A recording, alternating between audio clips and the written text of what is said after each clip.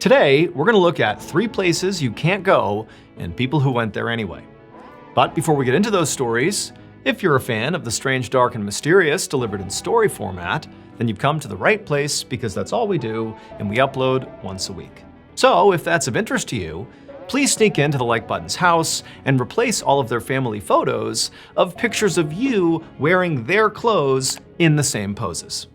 Also, please subscribe to our channel and turn on all notifications so you don't miss any of our weekly uploads. Okay, let's get into today's stories.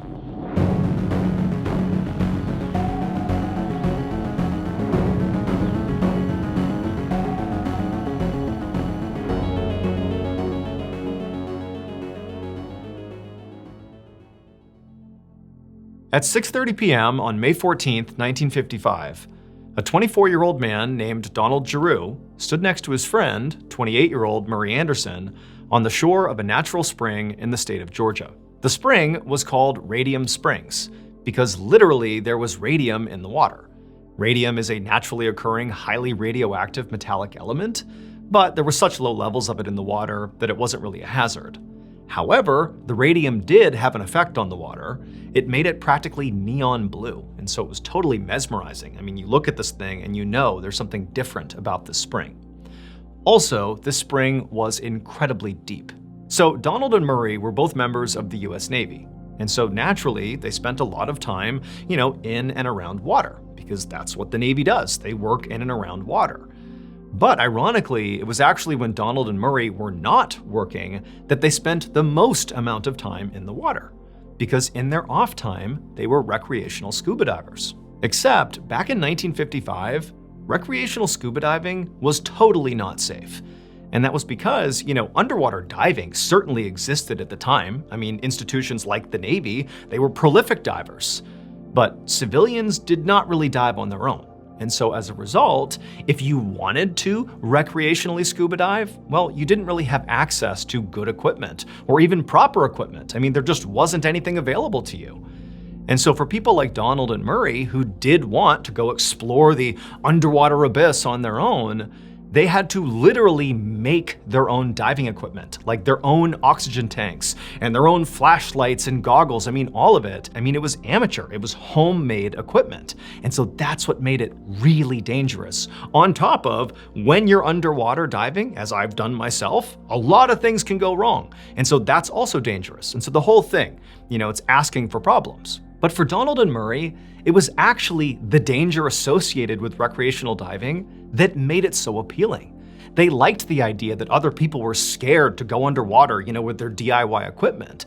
For Donald and Murray, they loved it. They got a thrill out of it. And on top of that, they kind of felt like explorers. They got to go to places underwater where literally nobody else had gone before. In fact, they had already gone to other locations and mapped out, tunnels and underwater cave systems and all these different things that literally nobody else had done before. And they loved it. And today was going to be no different, because there were sections in Radium Springs that nobody had mapped, and they were going to go down there and see it for themselves. So after the two men looked at each other and nodded and just kind of gave the signal it was time to begin the dive, they donned their amateur equipment, their oxygen tanks and their goggles and their flippers, and then they walked into the neon blue water and submerged. A few minutes later, Donald and Murray had traveled about 70 feet straight down the water column. And at this point, the light is really fading. They can't really see too well. They did have flashlights that they had rigged up that they had waterproofed. But at this point, down 70 feet, it's getting pretty dark. But right in front of them, off to the side, was this huge entrance, this underwater tunnel entrance. And this was actually a well-known cavern. Like, this is actually where other recreational divers would go to if they went to Radium Springs. It was this cavern. But while the entrance to the cavern had been sort of mapped out and searched, there were all these little spidery offshoots once you got into this cavern that had not been explored.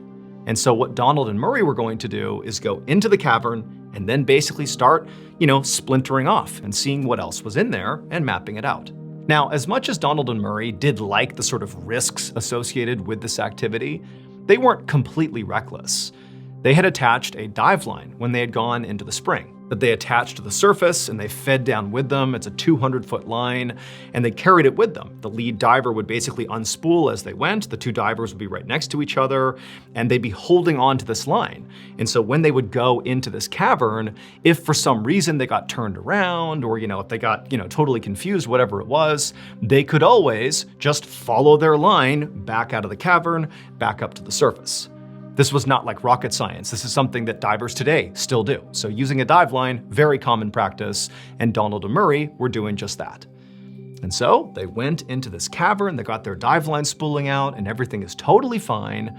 But once they were inside of this cavern, all the light completely went away. I mean, the cavern was relatively spacious, but the light is coming straight down, and this tunnel entrance is basically, horizontal. And so once they're inside of this cavern, it's utterly pitch black. But Donald and Murray have dove other underwater cave systems. They knew going in how dark this cave system was going to be. They had their flashlights, that they had jerry-rigged to be waterproof, and they're holding on to their line, and they're going into this cavern looking for their first offshoot.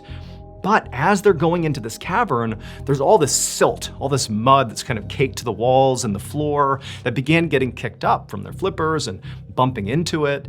And before long, because of the silt and the lack of light, they could basically only see maybe 6 inches in front of them. Like even shining their light, all they'd see is all the silt.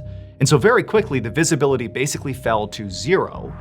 But, again, they're going in knowing this is the environment they're going into. They're confident, they're cool, they're moving along. But as the two divers were continuing through the cavern, getting deeper and deeper, and it's starting to get more and more restrictive, the deeper they go, they were about to go into this offshoot when Donald suddenly started seeing all these air bubbles coming up against him.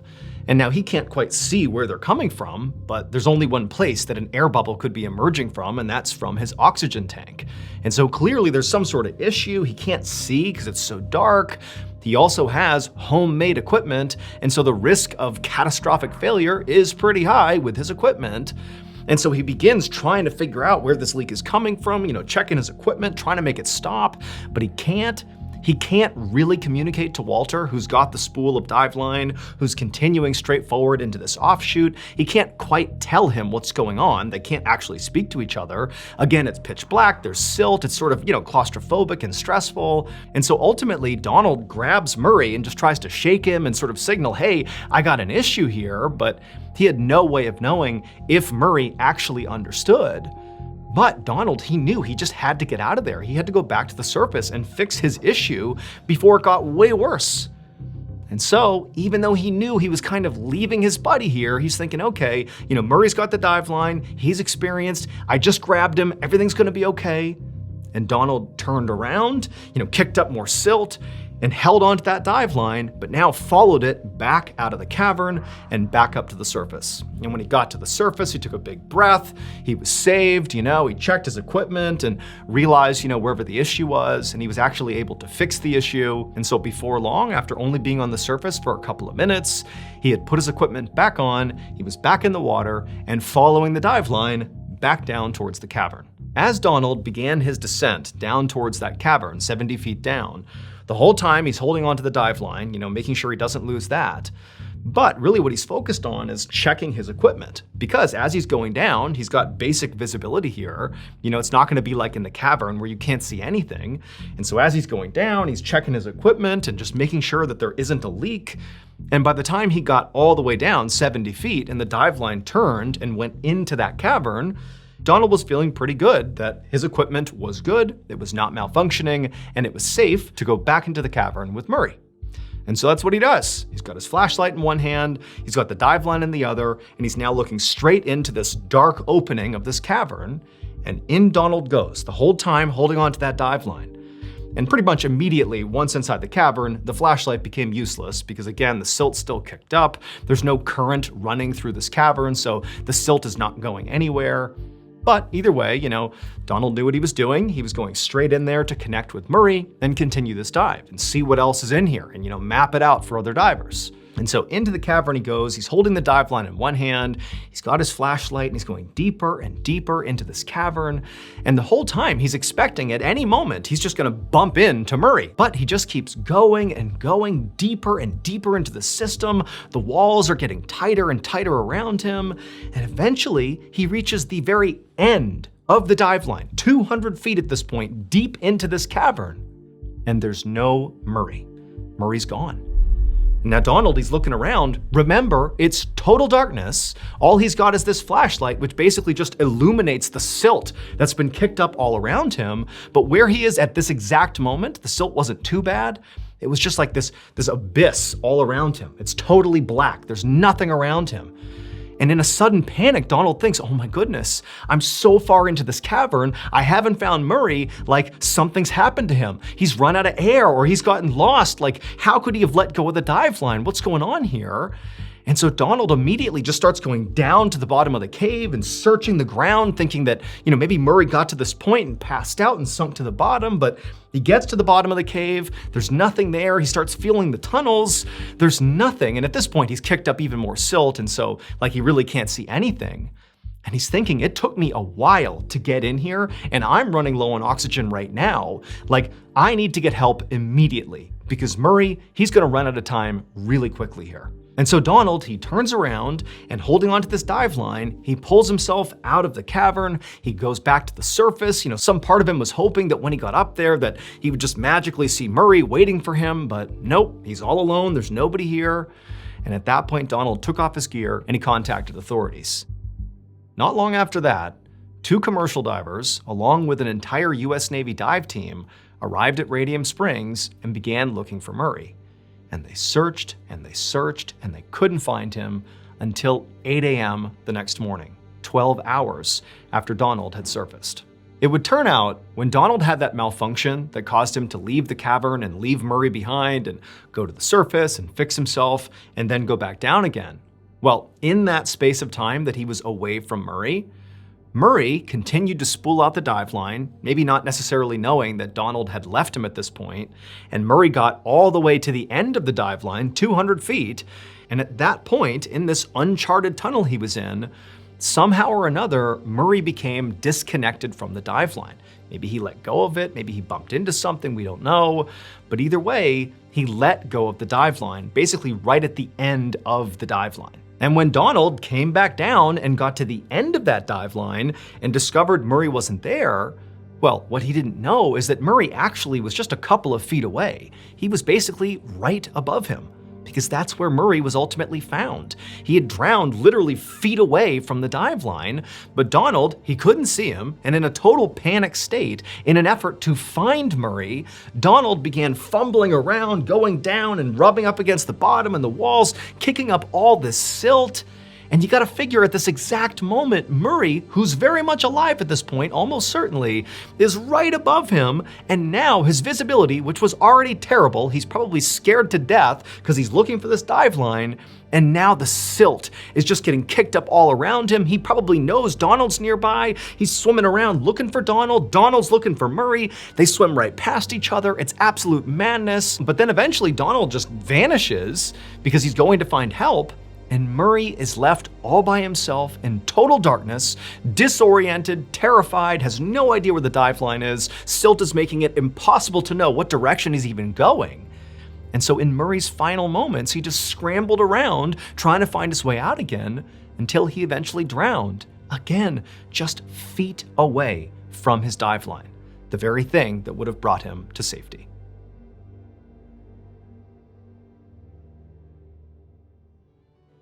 Hey guys, did you know you can get your strange, dark, and mysterious fix anytime, anywhere with the Mr. Ballin podcast on Amazon Music? Well, you can. There are tons of stories waiting to be binged right now, plus there are exclusive stories on there that have never been shared on this YouTube channel. Amazon Music listeners get to listen to new episodes an entire month before everybody else. You can also listen to my other show, Mr. Ballin's Medical Mysteries, 2 weeks early and totally ad-free on Amazon Music. If you're already a Prime member, well, you already have access to those 2 shows, plus hundreds of other top podcasts ad-free, all at no extra cost. That's right, your Prime membership includes Amazon Music absolutely free. So if you're ready to dive deeper into strange, dark, and mysterious stories, well, go download the Amazon Music app today and listen to the Mr. Ballin podcast and also Mr. Ballin's Medical Mysteries. Now, back to today's stories.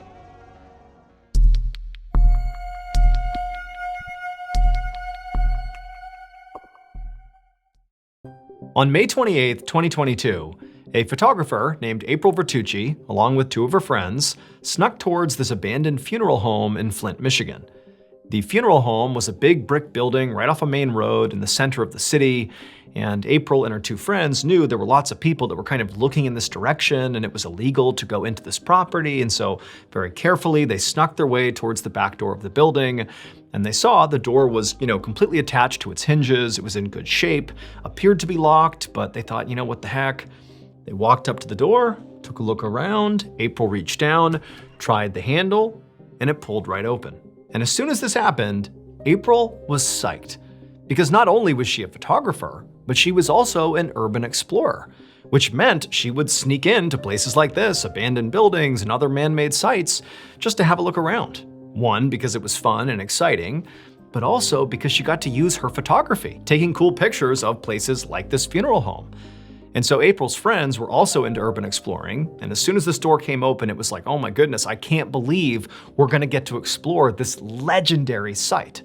So this funeral home had been shut down about 5 years earlier because of reports of unsanitary conditions inside. Anonymous reporters had gone in and discovered that there were literally like human remains out. There were up to 40 bodies being stored in one room with no air conditioning, so they're just rotting. There's maggots all over the place. There's embalming liquids on the ground. There's blood everywhere. I mean, basically, this place was like the site of a horror movie.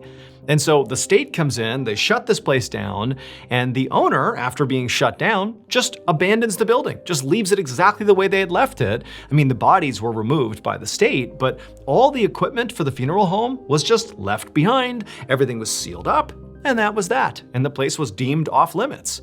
But naturally, urban explorers found out about this and began going in to see this horror show for themselves. And so April and her friends, they had heard about this place and immediately were like, we gotta go in there, we gotta see it for ourselves. And so they hopped in a car and they drove over 3 hours from Ohio to Michigan just to check this place out. And now here they were, door open, and in they go. Once the door shut behind them, April and her two friends were looking down this long, dark hallway. It's totally silent inside. The walls were made out of cinder block that had been painted white, but the paint was all chipping off, and they had their flashlights out, and it's dark and creepy, and they're looking down the hallway, and just for a second, they just stop and listen to see if anybody else is inside of here moving around. Maybe other urban explorers or even other animals or anything, squatters, they don't know, but they're sitting there for a second just listening, and they don't hear anything. And so with April in front, they begin walking down this hallway. And as they're walking, there's all this trash on the ground. It's totally eerie as they're walking. Every little sound is sort of startling them. They're kind of laughing as they're going. And eventually, April stops in front of this first door that she sees, the first door off the hallway, and it's closed. And right across the center of this door is this big caution sign saying, stay back. And then underneath the caution sign, it says formaldehyde. And so April and her friends knew that, okay, well, formaldehyde is a chemical used to embalm bodies, something funeral homes did.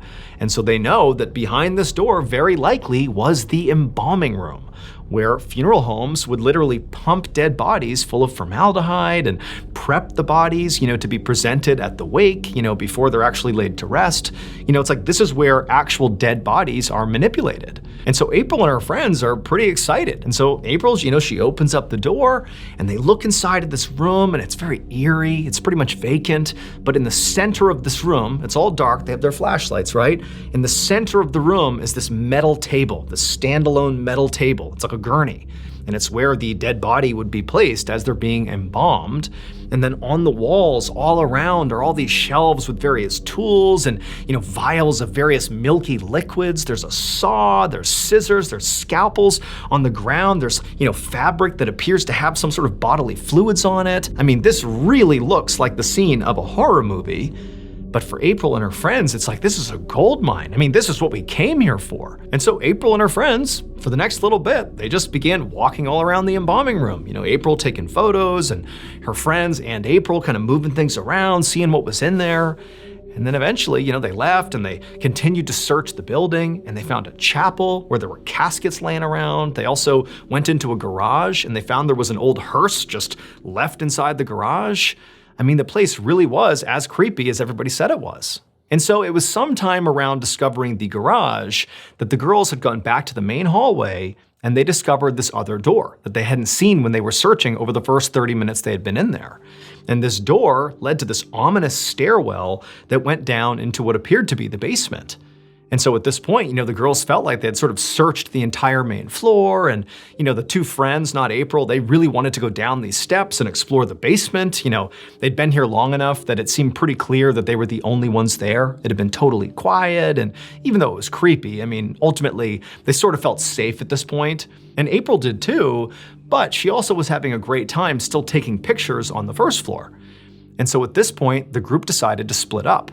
The two friends would go down into the basement, and April, for a little bit longer, would stay up on the first floor and just continue taking photos, and then she would join them.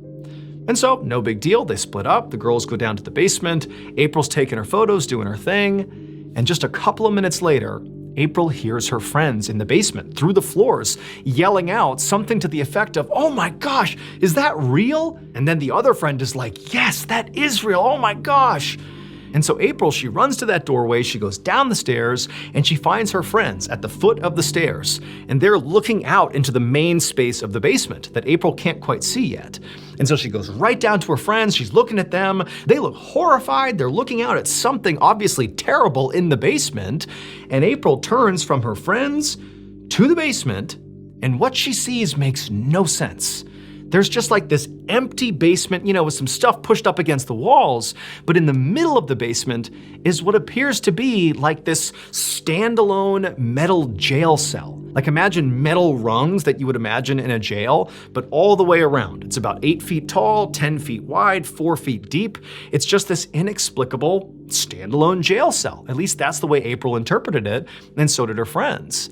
And as she's looking at it, April, she sees that in the middle of the jail cell, if you will, is like this big metal box that's just sitting on the floor in the center of the cell, and then right above it, in the ceiling, is this pretty big cutout, like a hole in the ceiling.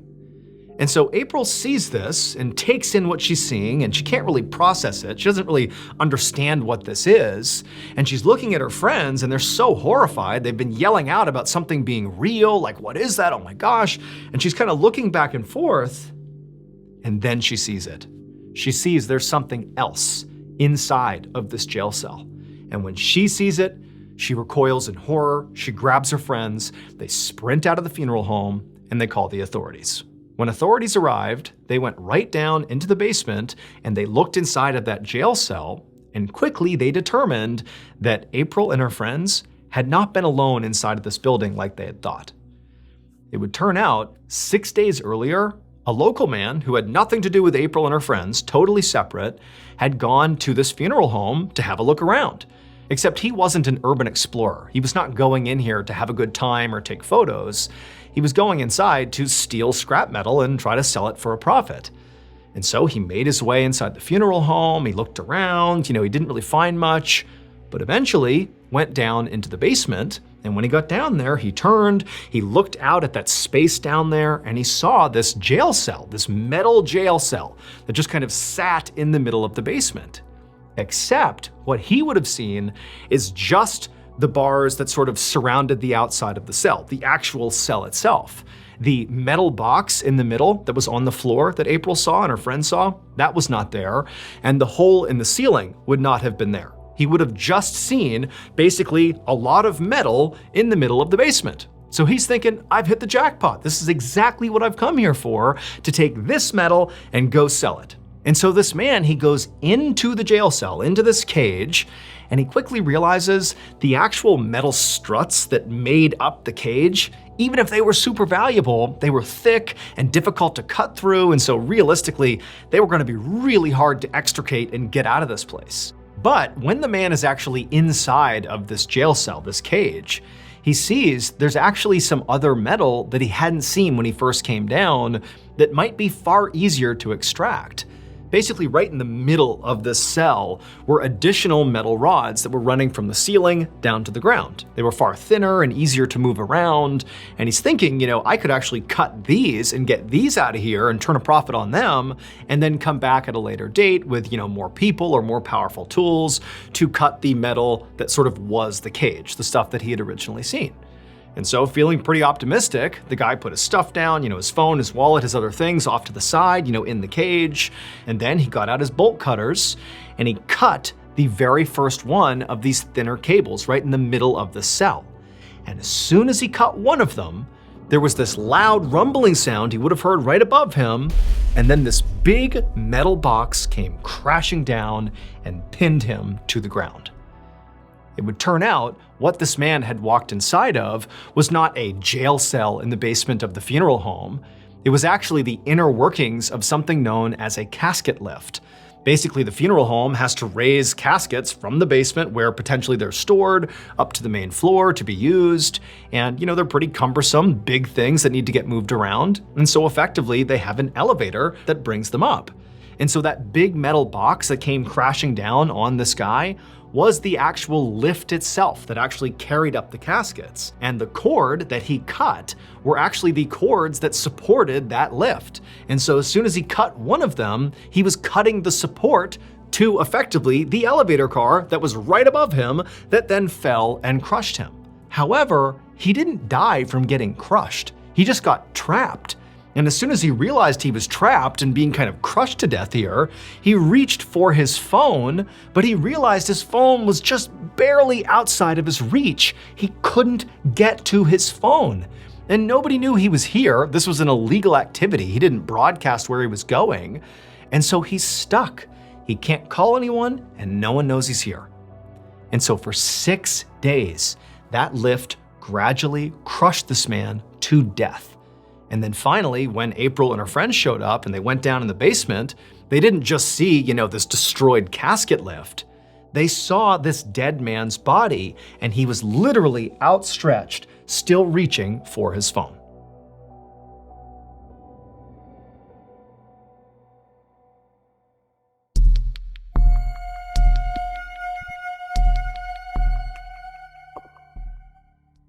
On the morning of September 10th, 1987, Police Constable Dick Ellis walked into an interview room in a police station in South Yorkshire, England. Inside of this room was a table, and sitting on the other side of this table were these two security guards. One was named Stephen Brooks, and the other was named David Goldthorpe. And from PC Ellis's perspective, his first impression of these two guys is they were like big, burly, tough-looking men.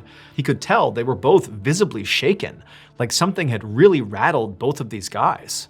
However, before Ellis could even sit down and begin asking basic questions about what was going on here, these two security guards just launched into this totally crazy-sounding story. The men told Ellis that the night before, they had been patrolling this construction site where workers were building a 6-mile stretch of highway and bridge that were called the Stocks Bridge Bypass. Now, at this time of night, there was nobody at the site, no workers, nothing like that. And so really it was the security guard's job to make sure nobody entered the site and either tampered with equipment or tried to steal anything. Now, the night had been very routine and quiet until around midnight. It was at that point that David and Stephen, these two security guards, had reached the bridge, the half-constructed bridge portion of this bypass. And as they're walking along the highway and they see the bridge out in front of them, they stopped because they saw clearly there was a figure standing on this bridge. It almost looked like a man who was wearing a long jacket, like a cloak or something, and he appeared to be staring down below the bridge, down towards the valley, underneath what the bridge was actually going over. Like this man clearly had not spotted these security guards. And so naturally, they began calling out to this guy, asking him like, hey, what are you doing here? What's going on? This is a private construction site, like you need to go. But the guy on the bridge didn't react. He just kept staring down to the valley below. And so at that point, as the two security guards are now walking in the direction of this guy, one of them lifts up his flashlight and shines it at this man. And when he does, the beam of light appears to just go through this man's body, like his body isn't solid, and the light just passed right through. And as soon as they did that, both Stephen and David just stopped, shocked at what they're seeing, aiming this light at the sky. And as they're doing this, the figure appeared to kind of turn and look at David and Stephen. And they were so unsettled and terrified by it that instead of protecting the construction site, they just turned and ran. And they went to the police. Now, after P.C. Ellis had been told this story, he did not believe in any way that what they had experienced was supernatural. He's thinking, okay, clearly, you saw some guy and, maybe he shouldn't have been there and maybe it was a trick of the light or something, or maybe that wasn't a person at all and you just thought it was. Like, who knows? But there has to be a logical, rational explanation here. And so feeling kind of annoyed that he was called in to deal with this, Ellis looks at these two guys and he's like, look, this is not a police matter. Why don't you guys, if you're so shaken up by this, go talk to the church or something. Like, this is not something we can help you with. And at that, the two security guards just said, okay, and they got up and they left. And Ellis, truthfully, didn't think about this at all. It was like, okay, great, that's done. I don't got to deal with that. And he went on with his day. But later that day, Ellis got a call from his boss being like, hey, did you tell two security guards who came in here to go talk to the church about some ghosts they saw at a construction site or something? And at this, Ellis had to kind of explain what had happened and how he had sort of flippantly told them to, go see the church if they really thought they saw a ghost. But his boss was like, well, they took you literally, and they are currently at the local church, those two security guards right now, and they are refusing to leave unless the church helps them with this ghost situation. And so Ellis's boss told him that you just need to go to the church, get these two guys to calm down, and leave. Go do that right now. And so Ellis is like, I can't believe they took that seriously. Okay, fine. So he hops in his cruiser, he goes to the church, he finds these two guys who are still totally shaken up and they're pleading with people to take them seriously. Somebody needs to go out there and see what's on the bridge, see what this could have been. And Ellis is like, guys, I will tonight go to the bridge, I will check it out, I'll see what's going on there if you leave the church and you don't come back. Like, leave these people alone. And at this, David and Stephen, they're totally relieved. They're like, oh, you will? Oh my gosh, great. We'll leave, thank you, let us know what you find. And they left the church. And so they left, and P.C. Ellis is like, okay, great, I guess tonight I'm gonna go looking for ghosts. And so that night, around midnight, P.C. Ellis and his partner drove over to the construction site. Specifically, they went to the bridge. They got on the road that actually went underneath this unfinished bridge, and they camped out on this lower road. Looking straight up in front of them was this bridge. They're basically just gonna monitor this bridge because that's where the security guards claim to have seen this figure, this ghost. They're gonna stake out this bridge, see what happens, call it good. Now, at first, nothing happened on this bridge. Ellis and his partner just sat there staring bored up at this bridge, waiting for, the time to pass by so they could leave. But at some point, Ellis noticed movement up on the bridge, and so did his partner.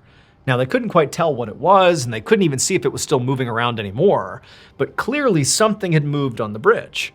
And so for a couple of seconds, Ellis and his partner are just staring really intently up at the bridge, waiting to see something else happen, but, nothing else did. And so Ellis is like, well, I gotta go up there and check because, maybe there is some guy who's trespassing on the construction site and that's what the security guard saw. Like, I gotta go up there and see because from down here, we really can't see too well. And so Ellis told his partner to just stay put in the car, that he, Ellis, would go up on the bridge and have a look around. And so Ellis, he got out of the car, all he had was a flashlight, and he began walking over to the bottom of this bridge. And there was actually a ladder he would have to climb up to the actual bridge, because remember, they're on the road below this bridge.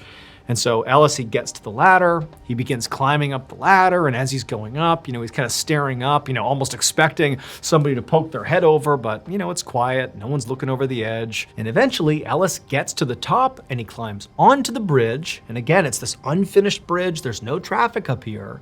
And he looks roughly in the direction of where he thought he saw movement when he was down in the car looking up here, which also happened to be roughly the area where the two security guards had described seeing the figure that their light had shone through.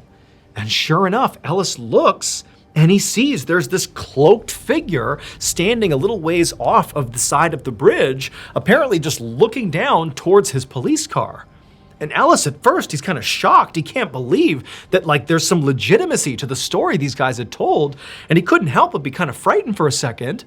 But then Ellis raised his flashlight and shined it at this figure, and as soon as he did, he just laughed. Because all it was a plastic tarp wrapped around some construction equipment. Like, that's what the security guards clearly had seen. And, when they shine their light, I mean, it's a clear plastic tarp here. The light could theoretically go through it. You can kind of see how they would think, oh my gosh, it's a ghost. And so Ellis is like, this is all this was. This was nothing. I knew it was nothing, and now I know it's nothing. And so after doing a cursory walk around the bridge to, make sure nobody was up there, and, he looked around, there wasn't anybody there.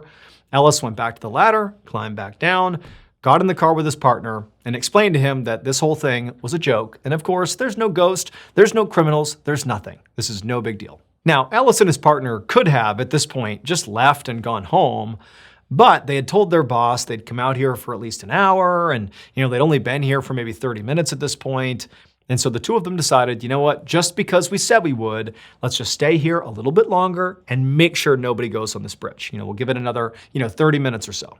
And so Ellis and his partner just kind of sit back in their seats and settle in for this last little stretch of their shift. However, about 20 minutes into this final 30 minutes, Ellis is still just sitting there, his window's open, and he's just kind of doing nothing, waiting around, when suddenly he's hit with this unbelievably cold gust of air that comes into the car through his window. And it's kind of like sudden, like he's being hit with this gust of cold air. And then at the same time, Ellis began feeling this incredible pressure on his chest. Like it was so intense, he thought he was having a heart attack, and he wanted to say something to his partner, but it was like he couldn't even move. He's like frozen, he's getting scared, he doesn't know what's happening. And as much as he wanted to like yell out and get his partner's attention to help him, he suddenly had this overwhelming feeling that there was someone off to the side staring at him, someone right outside the car.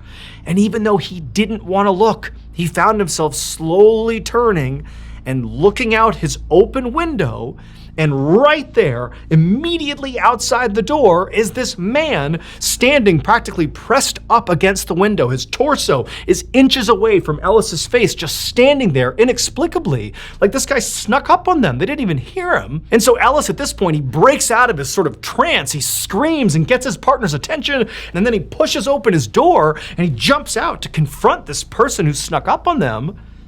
But there's no one outside the car. And so Ellis, he turns to his partner and he's like, hey, did you just see what I just saw? Did you see that guy? And Ellis's partner, who's totally ashen-faced, just looks at Ellis and he's like, yeah, I did see him. And so after looking around for a couple more seconds, Ellis climbed back into the car, and then he and his partner debriefed what had just happened. And Ellis's partner would tell Ellis that from his seat, he actually had a better vantage point than Ellis did to seeing this guy. I mean, Ellis was basically right on top of this guy, but his partner was a little bit farther back and had a better angle. And he would tell Ellis that at some point he had turned and seen the guy standing there. And the guy, he was wearing this old coat, this long coat that sort of looked like it belonged in the 1800s or something. And the partner would say, like, he didn't hear this guy approach. He didn't know how he got there.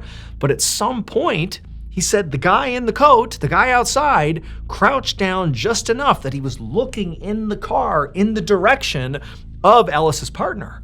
And Ellis's partner said he was staring right at the guy, but the guy, he had no face. Ultimately, Ellis and his partner would return to the station that night, and they would file a report about what happened to them. But they would simply describe it as inexplicable phenomenon, and after filing it, they basically hoped they would never have to talk about it again.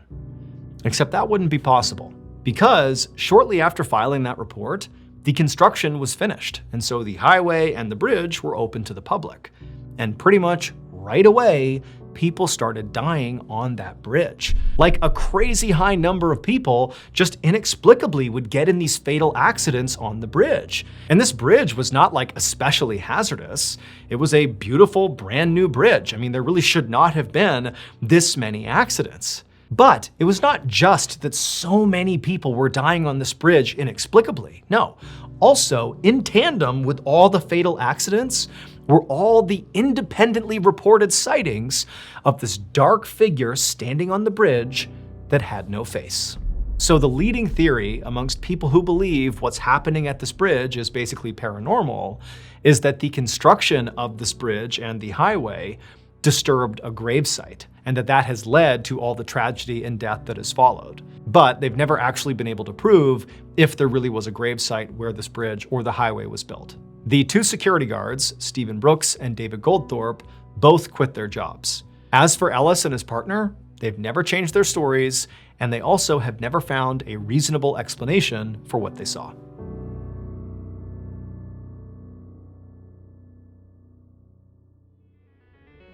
Thank you so much for watching. Let me know what you thought of today's episode in the comments. And remember, we have hundreds of videos for you to binge right now. But if you're looking for a recommendation from me of that one video that's worth your time, well, it's this one right here. So give it a watch. All right, until next time, see ya.